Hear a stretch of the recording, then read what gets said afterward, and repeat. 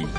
Bonsoir à vous, Daniel Obono. Bonsoir. Et bienvenue, député La France Insoumise de Paris. Nous allons évoquer le deuxième tour des élections municipales, Daniel Obono. Mais tout d'abord, Christophe Castaner, en visite aujourd'hui à l'École nationale de la police à Saint-Cyr au Mont-d'Or, a redit son soutien aux forces de l'ordre. Nous sommes là et nous serons là pour vous défendre, a lancé le ministre de l'Intérieur, Daniel Obono, qui a fait une allusion à une déclaration de Jean-Luc Mélenchon. La crise sanitaire n'est pas encore achevée. Pourtant, déjà, d'autres crises s'avancent dont tous les ennemis de la loi et de la République veulent faire leur lit. Les propos sont tronqués, déformés. Les images trompeuses jetées en pâture sur les réseaux sociaux. Hier, des députés s'autorisaient à traiter les policiers de barbares. Et voilà qu'à présent, des élus, ceints de l'écharpe tricolore, inaugurent à Stein une fresque de la honte, une fresque choquante qui mélange tout, qui confond tout. Alors Daniel Obono, les barbares, c'était la déclaration de Jean-Luc Mélenchon en septembre dernier en marge d'une manifestation contre la réforme des retraites. Qu'est-ce que vous lui répondez ce soir au ministre de l'Intérieur ? Je ne crois pas qu'il faille répondre au ministre de l'Intérieur, puisque de toute évidence, ce n'est plus un ministre. Il est complètement à la solde aujourd'hui des factions les plus extrémistes dans la police, et c'est malheureux. Parce qu'en fait, un ministre sait à un moment donné dire stop quand il y a des comportements problématiques. Et ça fait plus d'un an, on parlait des manifestations sur des gilets jaunes, la déclaration le propos de Jean-Luc Mélenchon où il était interpellé par un manifestant qui parlait de ces violences policières-là, et il a qualifié cela de barbare. Et je pense que depuis, il y a eu suffisamment de vidéos, justement, heureusement qu'il y a des vidéos, parce que sinon, ce serait encore passé sous silence. Et Monsieur Castaner, depuis plus d'un an, et encore plus récemment, a fait preuve d'un déni irresponsable. Je crois qu'aujourd'hui, nous n'avons pas de ministre de l'Intérieur. Nous avons des policiers en armes qui font des démonstrations de force devant les institutions de la République. Pensez-vous que ce soit un signe positif pour un État de droit d'avoir les factions les plus extrémistes qui menacent des magistrats, qui menacent des parlementaires, et un ministre qui cautionne tout cela? Je crois que c'est extrêmement grave,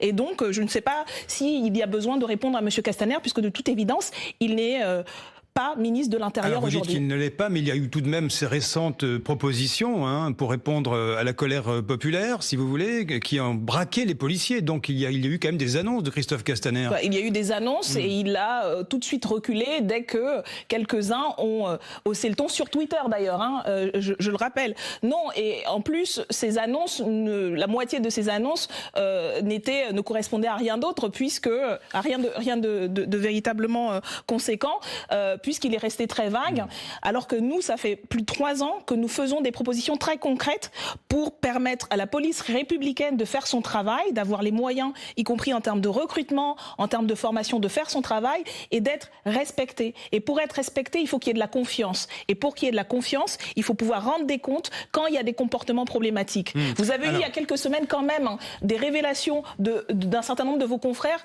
sur des pratiques, des propos extrêmement graves, racistes, discriminatoires dans la police, des milliers de policiers qui se retrouvent sur les réseaux sociaux pour avoir ce type de propos, et qu'a fait Monsieur Castaner une déclaration pour rappeler à quel point il fait confiance à la police. Je pense que c'est extrêmement grave et que nous n'avons pas aujourd'hui ni un ministre de l'Intérieur ni un gouvernement à la hauteur de la situation. Alors, on a bien compris le message. Vous êtes très mobilisé en première ligne sur ces questions des violences policières, Daniel Obono, également contre le racisme. J'ai envie de vous poser une question ce soir. Est-ce que la priorité ne serait pas pour vous de vous mobiliser pour l'emploi, notamment? Regardez ces 1000 suppressions de postes chez Sanofi. Et vous savez, on peut faire les deux. On peut faire même 3, on peut faire même 4.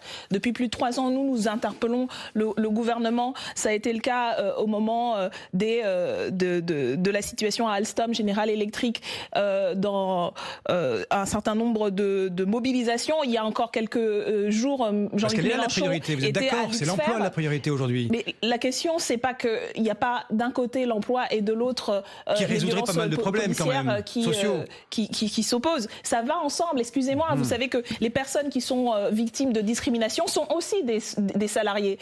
Dans tout un ensemble de secteurs, il y a des discriminations à l'emploi extrêmement fortes. Les derniers rapports de la Commission nationale consultative des droits humains le pointent. Donc il n'y a pas d'un côté des questions secondaires qu'on résoudrait après. Et c'est maintenant que se pose et que des milliers et des millions de personnes exigent la justice sociale. Et dans la justice sociale, il y a l'égalité des droits également. Et donc les deux vont ensemble. Nous sommes pleinement mobilisés sur les questions de l'emploi. Nous allons encore faire des propositions par rapport aux questions de déconfinement économique et nous le sommes aussi sur les questions de démocratie et d'égalité. Daniel Obono, encore un mot rapide. Le parquet national financier s'est allé trop loin.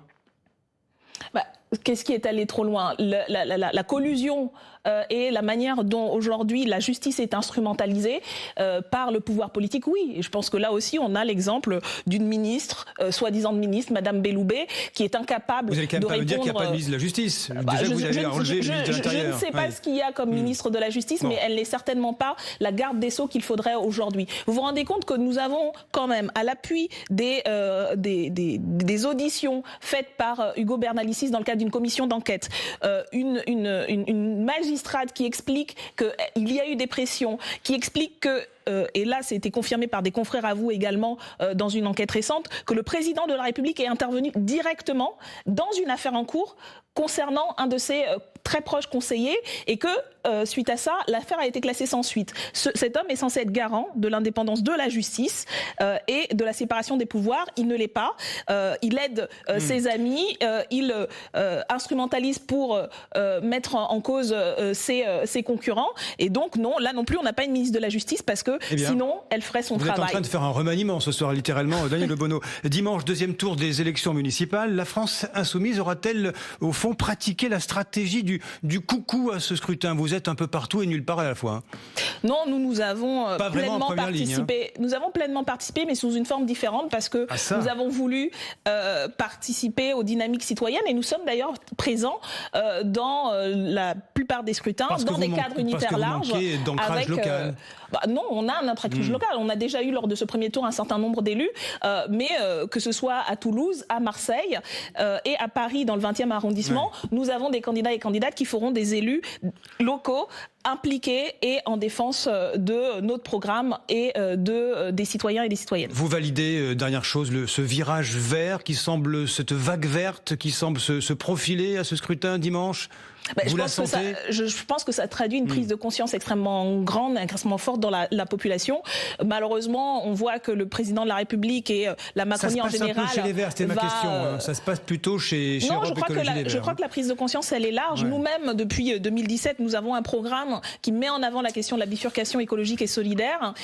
Et je crois que c'est une donnée qui a été aujourd'hui appropriée très largement dans la population et je crois qu'à l'Assemblée nationale, moi-même j'ai défendu une proposition de résolution sur cette question lors de niche parlementaire. S'il y a un groupe écologiste, c'est bien le groupe de la France Insoumise et donc c'est très positif que ces idées avancent et nous faisons partie des cadres dans lesquels ça se fait au niveau des municipales. Un peu en mode coucou, pardonnez-moi de vous répéter ça, mais écoutez, ça sera en mode citoyen, en mode unitaire et nous sommes très heureux et nous serons très heureux et heureuses d'avoir des élus ce dimanche après le deuxième tour. Et merci en tous les cas, merci à vous, Daniel Obono, député à la France Insoumise de Paris, d'avoir été l'invité du 18-50 France Info.